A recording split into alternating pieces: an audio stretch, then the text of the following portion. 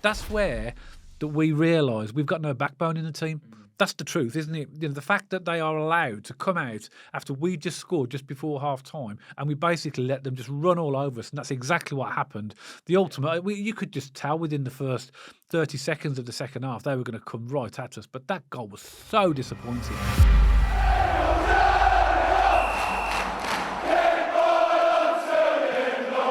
So welcome back to Small Heath Alliance FC. And on Saturday, Birmingham City travelled to Huddersfield Town and came away with 1 point with a 1-1 draw. And again, a really, really disappointing game and performance. And now that's the second week. So we played Rotherham last week, who are in 24th, Huddersfield Town, who are in 23rd. And across those two games, we've only registered 4 shots on target across both games, which speaks volumes in and of itself. But we've got a lot to discuss today. And we're going to get straight into it. I'm going to hand it straight over to you, Dad. And what are your reflections from the game on Saturday?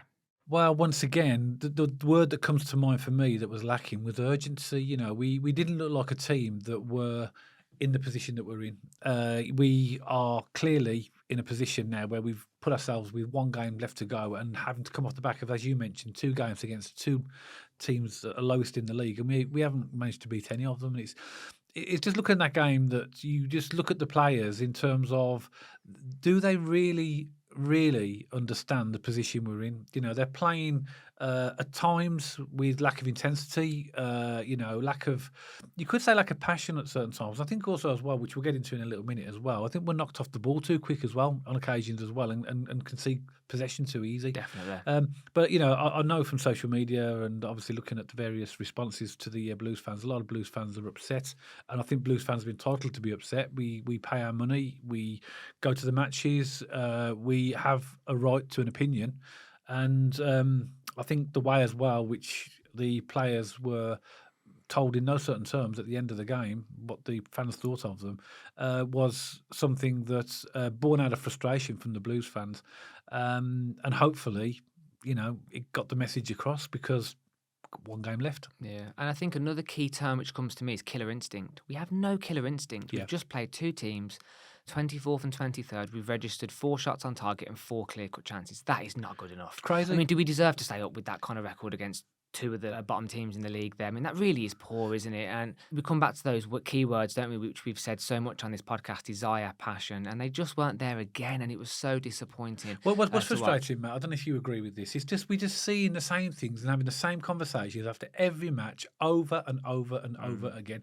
So why is that happening? Because the players must know this. You knew when I watched the players coming towards the away fans at the end of that game, you saw that they were almost embarrassed to come over to the fans. So they know there's a problem, but they're the people who can do something about it.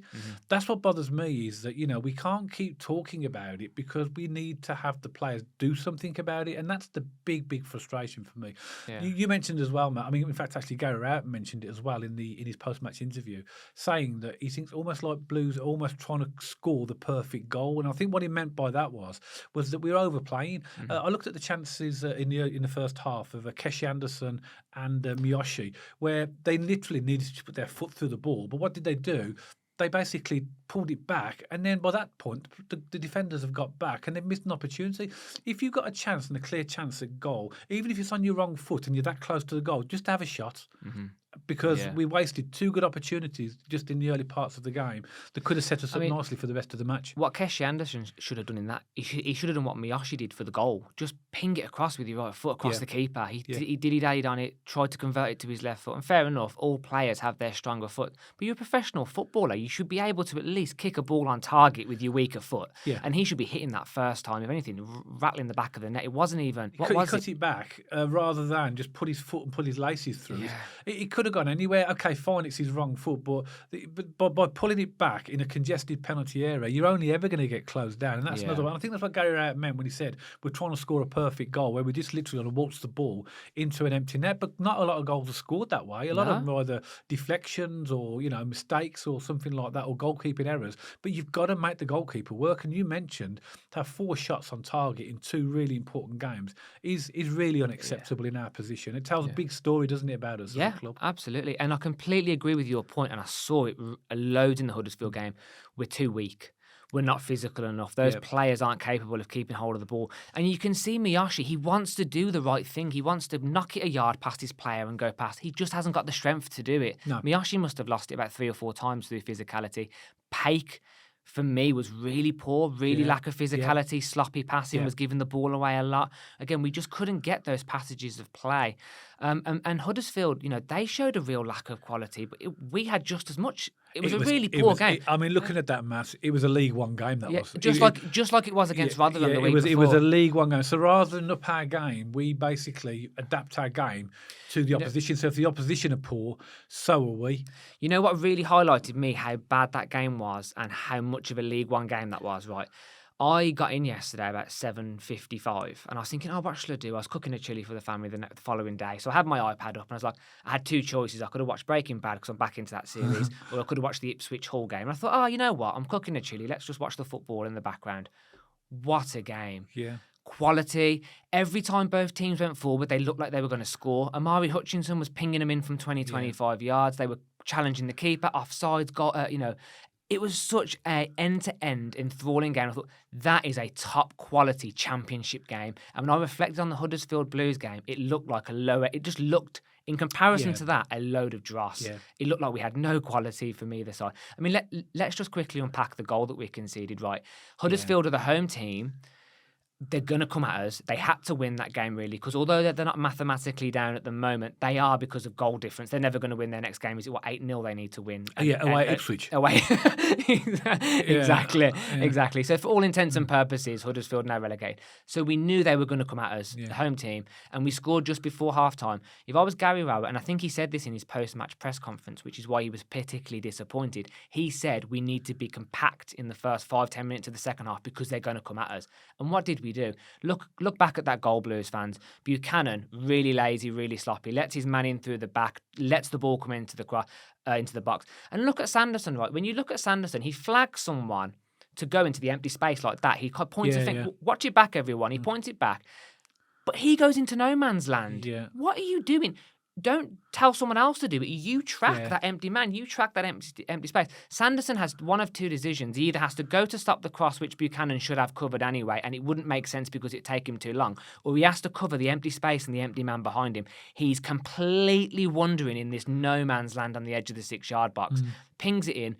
Boom, goal. And what did we say, Dan, in the pre-Huddersfield video? We have to stop the supply coming in and we have to be on our game in the middle of the box because Huddersfield get a lot of crosses in. We didn't stop the supply and we weren't good enough in the defence. You made the point at the end there about not stopping supply because it wasn't just about Sanderson. I think it was also about Buchanan as well because I think it was Rodoni had a free run down the wing to cross it in.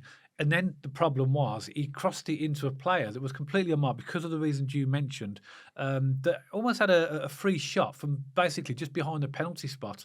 That should never happen in a championship level. You should never let a player. I think it was Reece Healy who scored their goal. Yeah, you could say it was a good finish, but it could not be because he he wasn't under no pressure.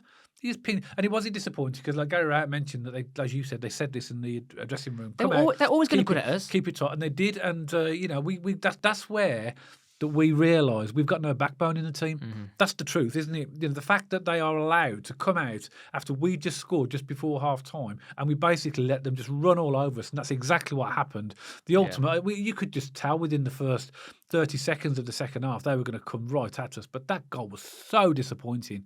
The players need to look at themselves for that because that's just not acceptable. We need a new overhaul. We need new mentality. We need a new squad. We need a new team. We need a whole shift in mentality and everything at this club. And I think regardless of what division we're in the summer, we are going to hit that big red reset button. But what is it with Blues? Why are teams around us finding ways to win and scrap through games, and we're not doing enough? These really key, crucial games which have been coming up, we just haven't been doing enough. And even a mediocre team, one that hasn't got the best players in the world, with fight and passion, can win games.